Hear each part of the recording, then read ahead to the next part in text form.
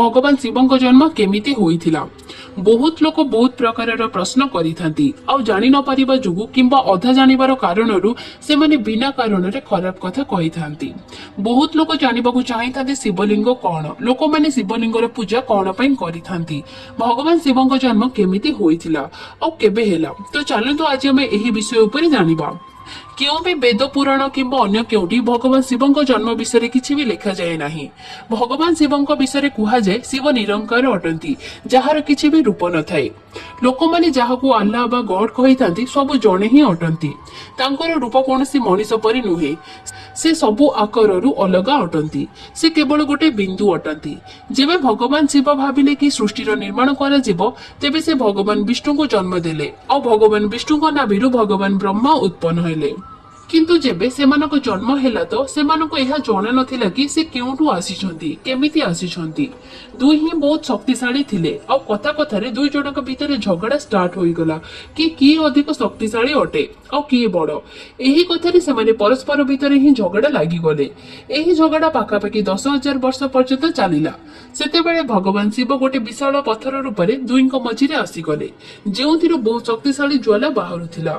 और पुणी आकाशवाणी हेला कि जी एही लिंगर आरंभ किंबा अंत पाई जिवो तो से ही सबुठ अधिक शक्तिशाली हेबो।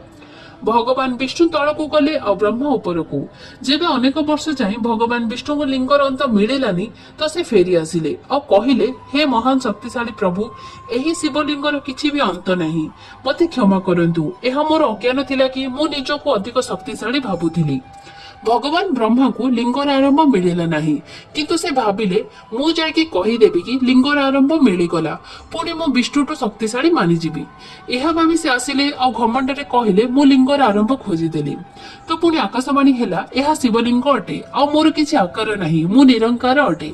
और भगवान शिव तो सबु जानिथिले, तो से भगवान विष्णु को आशीर्वाद देले और ब्रह्मा को मिछ कहिबारु अभिशाप देले कि तुमर केबे भी पूजा हेबो नहीं।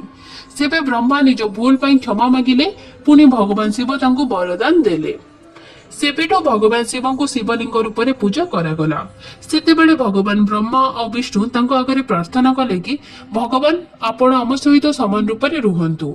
सेबे सेही लिंगरु भगवान शिव बाहर को आसिले, जहां शिव शंकर महादेव कुहागला, जी शिवଙ୍କ रूपरे अछंती।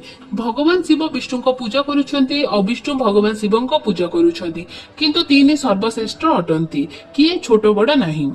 भगवान शिव जन्म केमिति हेला, एही कथार उत्तर यह अटे कि भगवान शिवଙ୍କ ना ही जन्म होइछि ना ही मृत्यु। शिवଙ୍କ किछि आरंभ नाही कि अंत, से निरंकार अटंती, तांकर किछि आकार